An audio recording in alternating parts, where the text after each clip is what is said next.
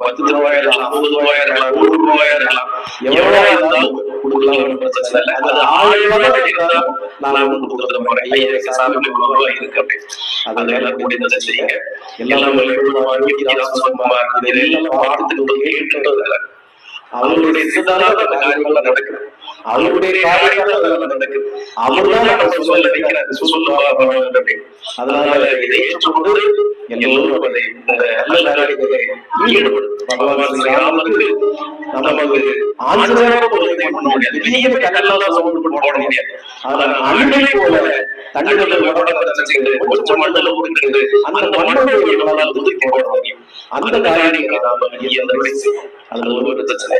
Yogiram Sarathkumar, Yogiram Sarathkumar, Yogiram Sarathkumar, ஜெயபிரயா Yogiram Sarathkumar